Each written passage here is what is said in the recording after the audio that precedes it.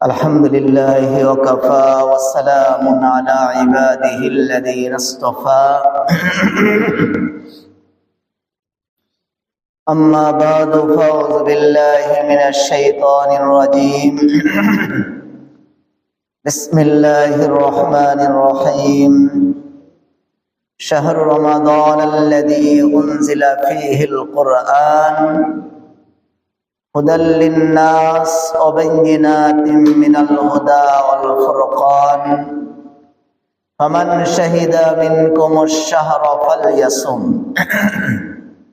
وقال رسول الله صلى الله عليه وسلم من صام رمضان إيمانا واحتسابا غفر له ما تقدم من ذنبه أو كما قال عليه الصلاة والسلام درود شريف পড়ি اللهم صل على محمد وعلى آل محمد كما صليت على إبراهيم وعلى آل إبراهيم إنك حميد مجيد اللهم بارك على محمد وعلى آل محمد كما باركت على إبراهيم وعلى آل إبراهيم إنك حميد مجيد প্রথমেই আল্লাহ রাব্বুল আলামিনের শুকরিয়া আদায় করতেছি যে আল্লাহ তাআলা মেহেরবানি করে আমাদেরকে একটি দ্বীনি মজলিসে বসার তৌফিক দান করেছেন।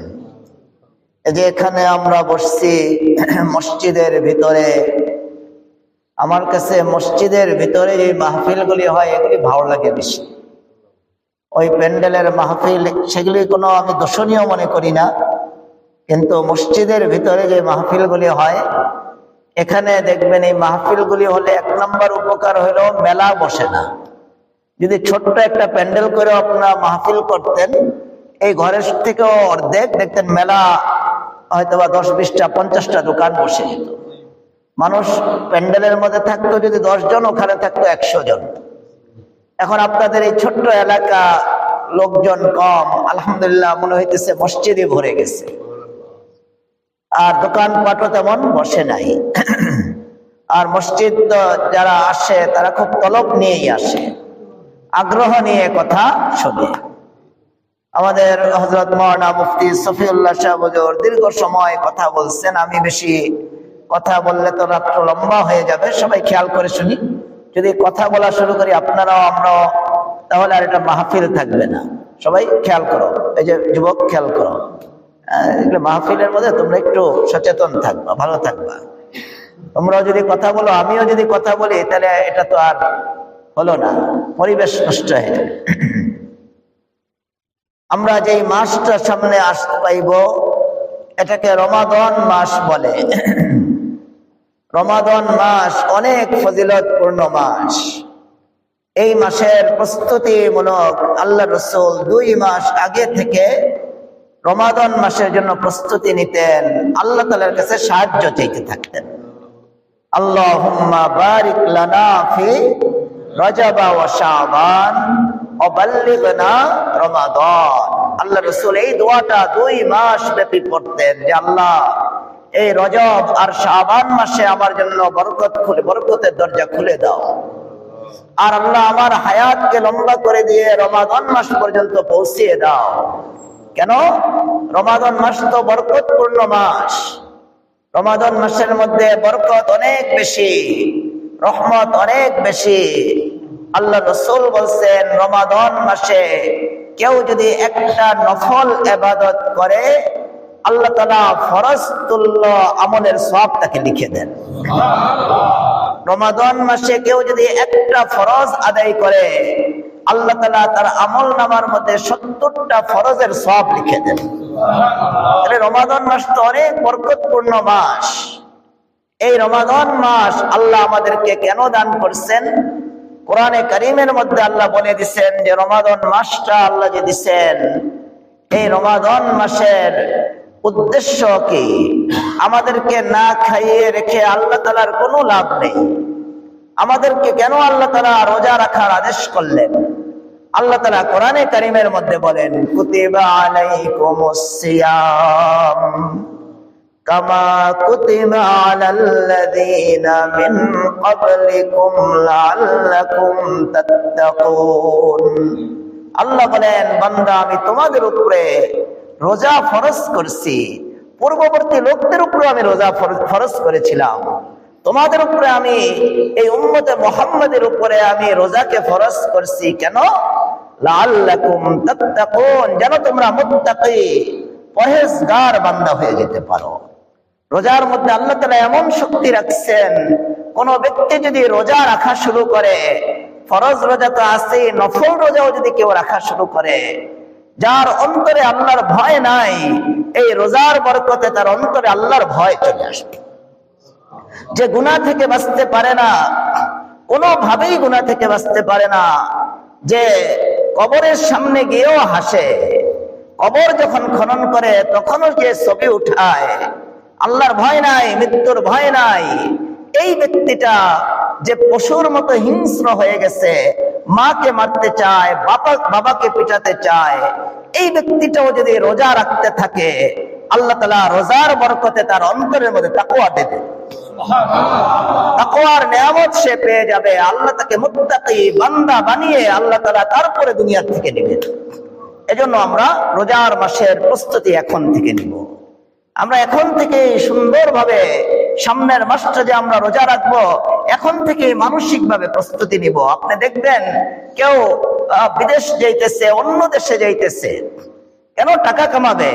সে আরো 6 মাস আগে থেকে মানসিকভাবে বিভিন্নভাবে প্রস্তুতি নিতে থাকে যে আমি আরবে যাইব বা সিঙ্গাপুর যাব, আমি ইংল্যান্ডে যাইব টাকা কামাতে। 6 মাস আগে থেকে প্রস্তুতি নিতে থাকে যেন আমি ওখানে গিয়ে ঠিক মতো টাকাটা কামাতে পারি।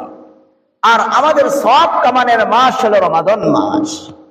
এজন্য আমরাও মানসিকভাবে প্রস্তুতি নিব। যদি আমরা এই রমাদান মাসে সুন্দরভাবে রোজা রাখি, যেভাবে আল্লাহ বলছেন, আল্লাহ রাসূল বলছেন, এভাবে যদি আমরা রোজা রাখি, লাভ কি হবে?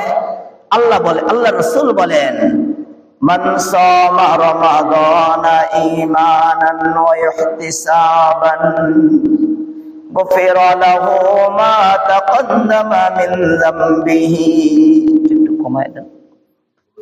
রাসূল আকরাম সাল্লাল্লাহু আলাইহি সাল্লাম বলেন, কোন ব্যক্তি যদি ঈমানের সাথে, ইহতিসাবের সাথে, সওয়াবের নিয়তে যদি কেউ রমজানের রোজা রাখে, তাহলে লাভ কি হবে?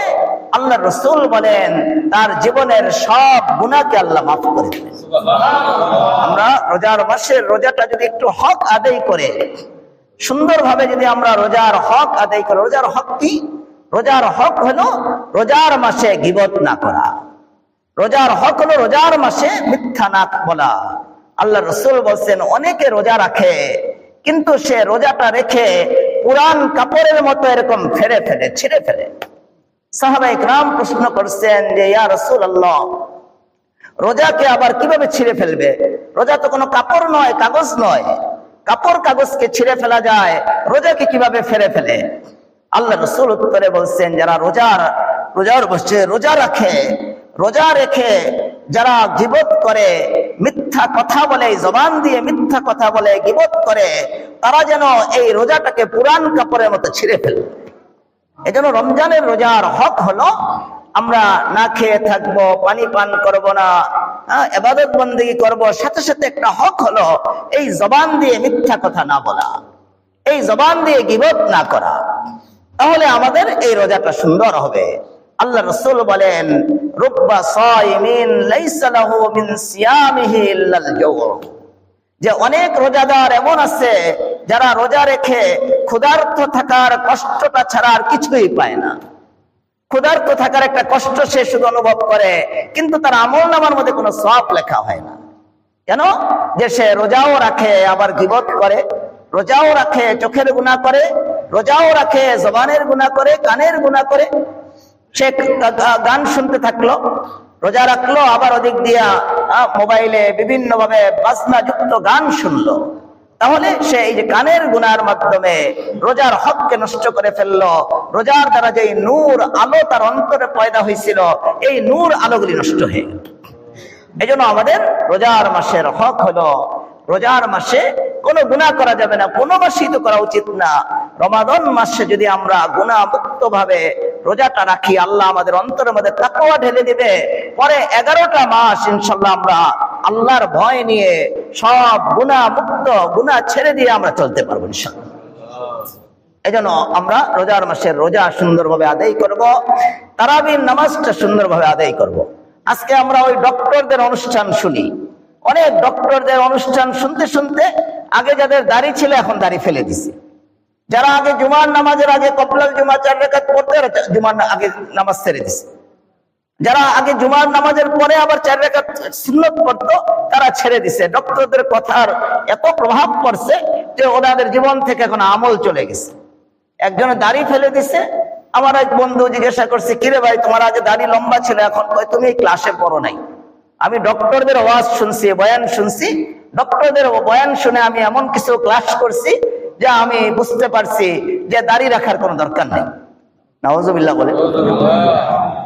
ওদিন তো আরেক নতুন মাসালা নিয়ে এক যুবক আসছে, কয় হুজুর অনেক সুন্দর একটা ডক্টরদের পক্ষ থেকে একটা ভালো সহজ মাসালা পাইছি, খুব আরামদায়ক মাসালা। আমি তো মনে করছি কোনো সুন্দর, আমি আগ্রহ নিয়ে জিজ্ঞাসা করলাম কি মাসালা?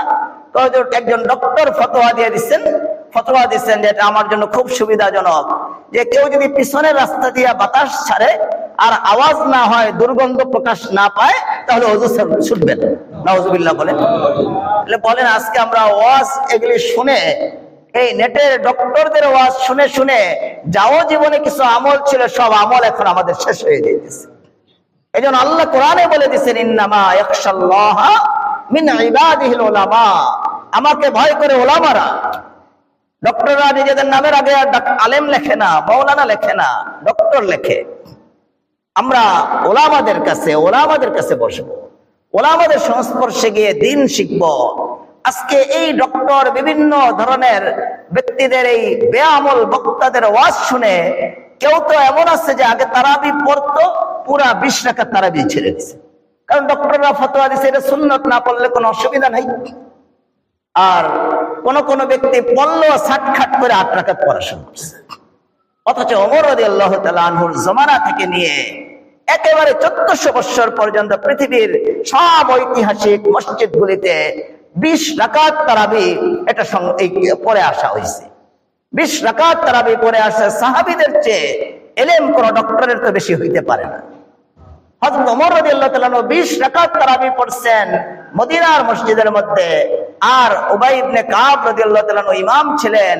একজন সাহাবী এর প্রতিবাদ করে নাই, সকল সাহাবী একমত হয়ে ওনার অনুসরণ করে 20 রাকাত তারাবি পড়ছে। আমরা কেউ তো এখন ডক্টরদের ওয়াজ শুনে তারাবি ছেড়ে দিছি, আর কেউ ডক্টরদের ওয়াজ শুনে তারাবিরে সাটখাট করে 8 রাকাতে নিয়ে এসে পড়ছি। আমাদের জীবনের আমল দিন দিন কমে যাইতেছে। এই সমস্ত বয়ান শুনে আল্লাহ রাসূল বলতেছেন যে আপনি তারাবির নামাজটা যদি গুরুত্ব সহকারে পড়েন লাভ কি হবে? বুখারী শরীফের বর্ণনা। আল্লাহ রাসূল বলেন, قال رسول الله صلى الله عليه وسلم من قام رمضان إيمانا واحتسابا غفر له ما تقدم من ذنبه أو كما قال عليه الصلاة والسلام। আল্লাহ রাসূল বলেন, কোন ব্যক্তি যদি রমাদান মাসে তারাবির নামাজ গুরুত্ব সহকারে দাঁড়িয়ে দাঁড়িয়ে পড়ে, তাহলে আল্লাহ কি দান করবেন? আল্লাহ রাসূল বলেন তার জীবনের সব গুনাহকে আল্লাহ মাফ করবেন।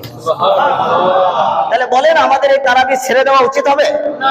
সাটখাট করা উচিত হবে? এজন্য আমরা 20 রাকাত তারাবি আদায় করব, কষ্ট হলেও পড়ব। এটা আমাদের জন্য অনেক বরকত, অনেক ফজিলত নিয়ে আসবে। মান কামা ঈমানান ওয়া ইহতিসাব, আল্লাহ রাসূল বলতেছেন ঈমান ঠিক রেখে সওয়াবের নিয়তে যদি কেউ তারাবির নামাজ আদায় করে, আল্লাহ তাআলা তার জীবনের গুনাহ মাফ করবে। আর প্রত্যেকটা হরফে হরফে যে আমরা শুনবো, তেলাওয়াত শুনবো, প্রত্যেকটা হরফ শুনলাম। আলিফ লাম মিম, আলিফ একটা হরফ, লাম একটা হরফ। নামাজের বাহিরে পড়লে আল্লাহ তাআলা 10 গুণ 10টা সওয়াব দান করবেন, আর নামাজের মধ্যে পড়লে তো প্রত্যেক হরফে 100টা করে সওয়াব দান করবেন। আর রমজান মাসে তো সব আমলের ফজিলত 70 গুণ বেড়ে যায়। এজন্য আমরা তারাবির নামাজ ছাড়বো না। তারাবির নামাজ সুন্দরভাবে আদায় করব। আর রমাদান মাসের একটা বড় আমল হলো কোরআন তেলাওয়াত। আল্লাহ তাআলা কোরআনে কারীমের মধ্যে বলতেছেন, কোরআন নাযিল করছে আল্লাহ তাআলা রমাদান মাসে।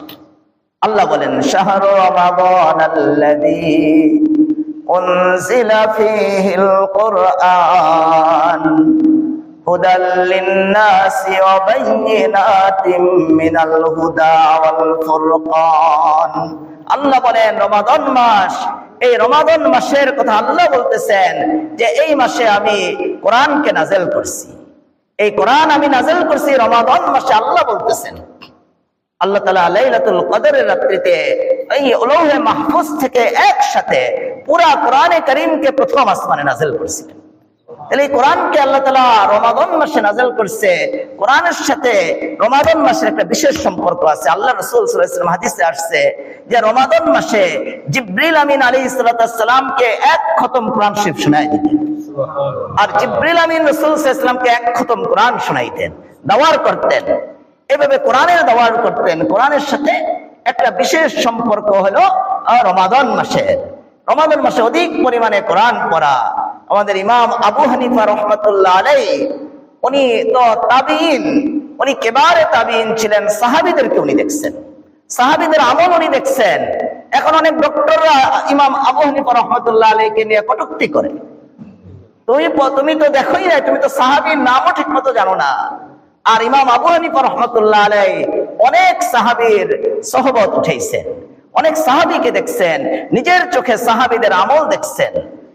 ইমাম আবু হানিফা রাহমাতুল্লাহ আলাইহির সম্পর্কে ওনার প্রিয় ছাত্র, হাদিসের বড় ইমাম যিনি ইমাম বুখারী, মুসলিম, তিরমিজি, ওনাদের ওস্তাদের ওস্তাদ আব্দুল্লাহ ইবনে মুবারক রাহমাতুল্লাহ আলাইহি ইমাম আবু হানিফা রাহমাতুল্লাহ আলাইহির শানে বলেন, লাকাদ জানাল বিলাদা ওয়া মান আলাইহা ইমামুল মুসলিমিনা আবু হানিফা। একজন হাদিসের বড় ইমাম, যিনি বুখারী মুসলিম ওনাদের ইমাম, বুখারী ইমাম মুসলিমদের ওস্তাদের ওস্তাদ।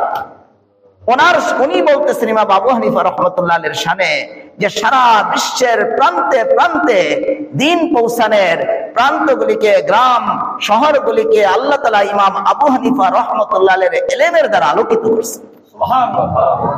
আর ইমাম আবু হানিফা রাহমাতুল্লাহ আলাইহি রমাদান মাসে 61 খতম কোরআন শরীফ দিতেন।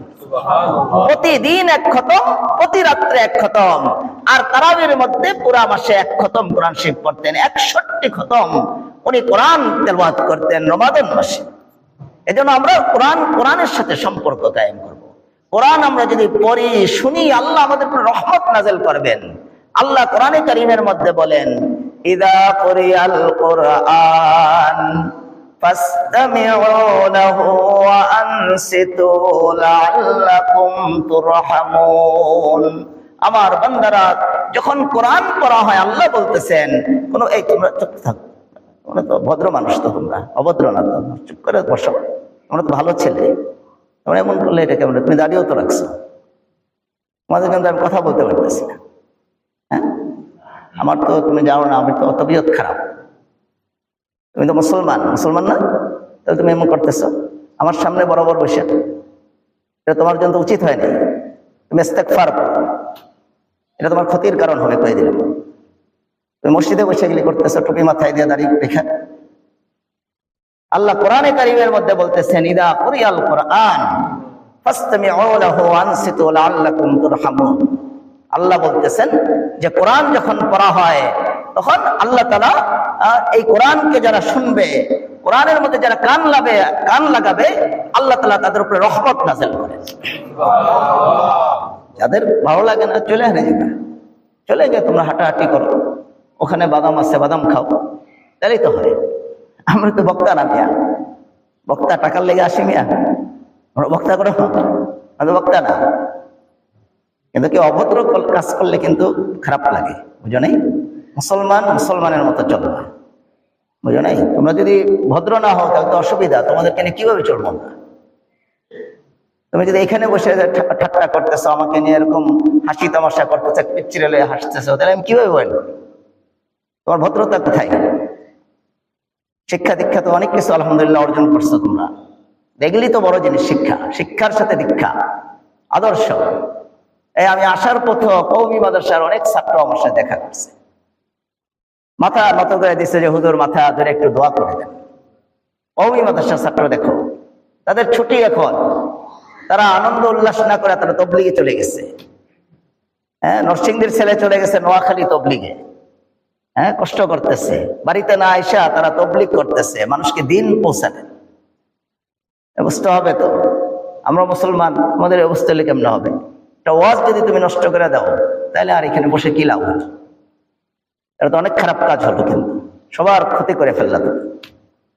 এটা তোমার জন্য কল্যাণকর হলো না, তুমি এখানে বসে তুমি ক্ষতিগ্রস্ত হইলে, গুনাহের কারণ হলো তোমার। আমি এই ডিস্টার্ব করলার কথা বলতে পারি না, আমার তবিয়ত খারাপ, সহজে আমি এই জন্য দাওয়াত কবুল করি না। বুঝো নাই, কোনো জায়গায় এসে ওয়াজ নষ্ট করবা না। আমার ভালো লাগে না, তুমি বাহিরে ঘুরো, আড্ডার অনেক জায়গা আছে, গল্প করো, অনেক গান বাজনা আছে, ঠাট্টা বিদ্রুপের অনেক জায়গা আছে, সেখানে যাও। এখানে বসে তুমি এরকম আমার সামনে বসে তুমি এরকম কাজ করলে, এই থানার তো এমপি সাহেব এটা করবে না। তুমি হয়তো আমার কম চিনো, এই থানার এমপিও কিন্তু এটা করবে না, অতীতেও করে নেই। কিন্তু তুমি তো অভদ্র একটা কাজ করলা, অমার্জিত কাজ করলা। কি শিখলা তাহলে? কি পড়ালেখা করলা বলো? লাভ হলো না। হয়তো আন্দোলন শিখছো, স্লোগান শিখছো, তোমরা আর কিছুই শিখো নেই। এই জন্য ভদ্রতা শিখতে হবে, কিন্তু এটা বলতেছি, আমরা মুসলমান, আমাদের আসল কাজ হলো ভদ্রতা, আসল কাজ হলো নম্রতা। ওয়াজে বসে যদি তোমার মধ্যে ভদ্রতা না আসে, আর কোথায় গিয়ে তুমি ভদ্র হইবা? কোথায় গিয়ে তুমি নম্র হইবা? আলিমদের সামনে এসে যদি তোমার দিল বিগলিত না হয়, ওইখানে যদি তুমি খোঁচাখুচি করো, ঠাট্টা করো, তাহলে আর কোথায় গিয়ে তুমি আল্লাহরে পাইবা? নিশ্চিত বঞ্চিত হওয়ার আলামত, এটা তো বঞ্চিত হওয়ার আলামত। এটা করতে নাই, কিন্তু তোমার মধ্যে ভয় কম দেখতেছে। এই যে এদেরকে বলতেছি না, এদের ভয় এসে গেছে, তোমার মধ্যে ভয় নেই। আমার অভ্যাস কিন্তু খারাপ, বুঝো নাই, এগুলি কোনোদিন করবে না।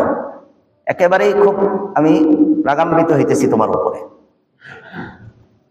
এটা একেবারেই ভালো লাগলো না। পরিবেশ অনেকক্ষণ ধরে লক্ষ্য করতেছি, এরকম অভদ্রতা তো আমি দেখি না। হ্যাঁ, এরকম হওয়া তো উচিত না। যুবক এরকম হয়, এটা করবেন না, করবেন। সবাই খুব বুঝবেন এগুলি। এই যে আপনার ওয়াজটা নষ্ট করে দিলেন, আমার কথা বললাম না, ঠিক আছে না? এটা উচিত হয় না আপনাদের করে। বয়না আমার দাওয়াত দেন কেন আপনারা? হ্যাঁ, সবাই এটা বুঝবেন। ওয়াজ করাবেন, একটা পরিবেশ করে করবেন, আসবেন আপনারা ওয়াজে। আপনাদেরকে ই করার জন্য তো কষ্ট করে আসছি, টাকা নেওয়ার জন্য তো আমরা আসিনি, কোনো টাকার জন্য আমরা আসিনি। কালকে জয়দেবপুর বয়ান করছি, গাড়ি ভাড়াটা পর্যন্ত নিইনি, গাড়ি ভাড়াও নেইনি। গাড়ি ভাড়া ছাড়াই তারা কাজ অনেক নামানোর চেষ্টা করছে, আমি কাজ নামাইতে দিইনি, যে কাজটা নামাইলে আমার টাকা দিয়ে দিবে, এই জন্য কাজ নামাইতে দেয়নি, অসুবিধা হবে। চুপচাপ কাজ উঠাইয়া রাখছি, ড্রাইভার সব কাজ নামাইতে পারে না, আমি দিয়া উঠাইয়া রাখছি, নামাইতে না পারে। আমরা তো আসছি আপনাদেরকে কিছুদিনই কথা শোনায় দেওয়ার জন্য। আব্দুল কাইয়ুম ভাই গিয়া বসে রয়েছে, কত কষ্ট করে দাওয়াত কবুল করাইছে। আমি কত যে মাপ চাইছি, ভাই আমার দাওয়াত দিও না, আমার অনেক কাজ আছে, অনেক কাজ আছে। এই জন্য আমরা রমাদান মাসে কোরআনের সাথে সম্পর্ক কায়েম করবো, পারবো তো ইনশাল্লাহ? বাকি কোরআন থেকে সবাই কিছু নিতে পারবে না। কোরআন থেকে কে নিতে পারবে? আল্লাহ কোরআনে কারিমের মধ্যে বলেন, আলিফ লাম রা কিতাবুন আনজালনাহু ইলাইকা লিতুখরিজান নাস মিনাজ যুলুমাতি ইলান নূর। যে আমি এই কোরআন, হে রাসূল, আপনার উপরে নাযিল করছি, এই কোরআন দিয়ে আপনি কি করবেন? মানুষকে অন্ধকার থেকে আলোর দিকে দিবেন। বাকি এই কোরআন থেকে সবাই নসিহত কবুল করতে পারবে না। এই কোরআন শুনেই আবু জাহেল গোমরা হয়েছে। আবু জাহেল কোরআনকে মানতে পারে নাই, আবু লাহাব কোরআন নাজেল হওয়া পাইছে, উতবা শাইবা তারা কোরআন নাজেল হওয়া দেখছে, কিন্তু তারা নিতে পারে নাই। আল্লাহ কোরআনে বলে দিয়েছে, ইন্না ফি যালিকা লাযিকরা লিমান কানা লাহু কলবুন ওয়া আলকাস সামআ ওয়া হুয়া শাহীদ। এই কোরআন জিকির হবে, কোরআন নসিহত হবে, কোরআনের দ্বারা যে মানুষ হেদায়েত পাবে। কারা হেদায়েত পাবে? যাদের অন্তর হবে শুদ্ধ। ইন্না ফি যালিকা লাযিকরা লিমান কানা লাহু কলবুন, কলব থাকতে হবে, অন্তর থাকতে হবে। শুদ্ধ অন্তর যদি তোমার থাকে, তাহলে তুমি কোরআন থেকে ফায়দা নিতে পারবে। কোরআন থেকে হেদায়েত নিতে পারবে। যদি শুদ্ধ অন্তর তোমার না থাকে, তুমি কোরআনের মজলিসে বসেও তুমি বেয়াদবি করবে, কোরআন থেকে তুমি হেদায়েত নিতে পারবে না। আবু জাহাল পারে নাই, আবু লাহাব পারে নাই, উতবা শাইবা তারা পারে নাই। কোরআন তারা নাজেল হওয়া দেখছে, আল্লাহ রসুলের কাছে কোরআন নাজেল হইতেছে এগুলো দেখছে তারা, আল্লাহ রসুলকে দেখছে, কিন্তু তারা হেদায়েত নিতে পারে নাই।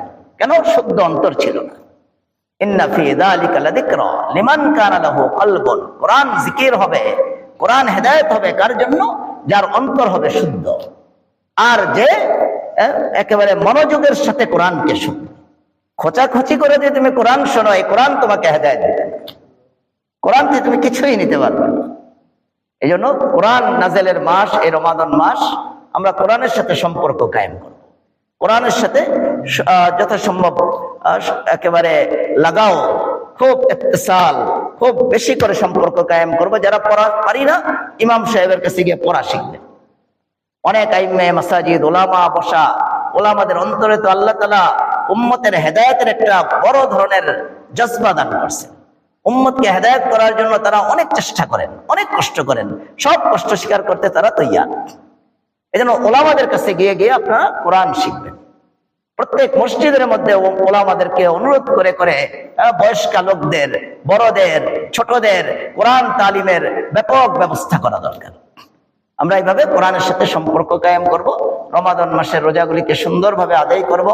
এলাকা কিভাবে আবাদ করা যায়, যদি আমরা এটা ফিকির না করি, এই বেশি দিন যাবে না, আপনি দেখবেন আজকে স্কুলের অবস্থা, কলেজের অবস্থা, ইউনিভার্সিটির অবস্থা, আলিয়া মাদ্রাসাগুলির অবস্থা আপনি দেখবেন কোথায় গিয়ে পৌঁছেছে। এককালে আমরা দেখছি স্কুল থেকে আল্লাহওয়ালা লোক বের হয়েছে, কলেজ থেকে ইউনিভার্সিটিতে আল্লাহওয়ালা লোক বের হয়েছে। এই মেহনত ছেড়ে দেওয়ার পর থেকে, দিনই মেহনত চলে যাওয়ার পর থেকে, কোরআন উঠায় দেওয়ার পর থেকে আপনি দেখেন হেদায়েত শূন্য হয়ে যেতেছে। যেই যুবকরা কিছু হেদায়েতের উপরে আছে, দিনের উপরে আছে, তারা হয়তোবা তবলিগের সাথে সম্পর্ক রেখে অথবা আল্লাহওয়ালাদের সাথে সম্পর্ক রেখে ওলামাদের বয়ান বক্তৃতা শুনে তারা আলহামদুলিল্লাহ অনেকটা ঠিক আছে, প্রতিষ্ঠান থেকে তারা কিছু নিতে পারতেছে না। এই জন্য আমরা হেদায়েত গ্রহণের চেষ্টা করব, হেদায়েত গ্রহণের ফিকির করব। মজলিস যখন হয় আদবের সাথে আমরা শুনতে থাকবো। আল্লাহ রসুলের সাহাবা ইকরাম, আল্লাহ রসুল বয়ান করতেন, আল্লাহ রসুল তো কোনো গায়া গায়া বয়ান করতেন না। বলেন, কোনো গাইতেন নাকি? হ্যাঁ, কোনো কবিতা গাইতেন নাকি আল্লাহ রসুল? আল্লাহ রসুল কোনো কবিতা গাইতেন না, কোনো গজল গাইতেন না, শুধু কোরআন আর হাদিস শোনাইতেন, আল্লাহ রসুলের বাণী শোনায় দিতেন, কোরআন শোনায় দিতেন। আর সাহাবা ইকরাম এমন ভাবে বসে থাকতেন যে পাখি মনে করতে এটা মনে হয় মরা গাছ, পাখি এসে ওনাদের মাথার মধ্যে বসে দিত, পাখি এসে ওনাদের মাথায় বসে যেত, সাহাবা ইকরাম নীরব ভাবে বসে থাকতেন। এভাবে মজলিসকে সুন্দর করতে হবে, তখন আমরা সেই মজলিস থেকে হেদায়েত নিতে পারবো, আলো নিতে পারবো, আমাদের জীবন আলোকিত হবে। আল্লাহ তাআলা আমাদের সবাইকে কবুল করেন, আল্লাহ তাআলা এই মাহফিলকে কবুল করেন, আমাদের সবার জীবনকে আল্লাহ তাআলা আলোকিত করে দেন। আল্লাহ আমাদেরকে কোরআন অনুযায়ী চলার তৌফিক দান করেন। সারা বিশ্বের মুসলমানদের উপর আল্লাহ তাআলা রহম ফরমান, খাস করে ফিলিস্তিনের মুসলমানদের উপর রহম ফরমান। আল্লাহ তাআলা আমাদের দেশের উপরে রহম করেন, আমাদের দেশকে আল্লাহ তাআলা আবাদ করে দেন। স্কুল, কলেজ, ইউনিভার্সিটি, আলিয়া মাদ্রাসা সবখানে আল্লাহ তাআলা দ্বীন দান করে দেন, ধর্মীয় শিক্ষা ব্যাপকভাবে প্রচার প্রসার করে দেন। আল্লাহ তাআলা সারা বিশ্বের মুসলমানদের উপর রহম ফরমান, সারা বিশ্বের সমস্ত দ্বীনি কওমি মাদ্রাসাগুলিকে আল্লাহ আবাদ করে দেন। সব মাদ্রাসার জরুরত আল্লাহ গায়েবের খাজানা থেকে পুরা করে দেন। সমস্ত ওলামা মাশায়েখদের মর্যাদাকে আল্লাহ তাআলা অনেক বৃদ্ধি করে দেন। এখানে যারা আমরা বসছি আমাদের সবাইকে আল্লাহ তাআলা হেদায়েত দান করে দেন। যারা এই মাহফিল করাইছেন আল্লাহ তাআলা ওনাদেরকে ভরপুর হেদায়েত দান করে দেন, আজর ও সওয়াব দান করে দেন। এলাকায় যত লোক কবরে শহীদ আছে আল্লাহ সবার কবরকে জান্নাতের বাগিচা বানায় দেন। আমরা দোয়া করে নিই, সুবহানাকাল্লাহুম্মা ওয়া বিহামদিকা আশহাদু আল্লা ইলাহা ইল্লা আনতা আস্তাগফিরুকা ওয়া আতুবু ইলাইক।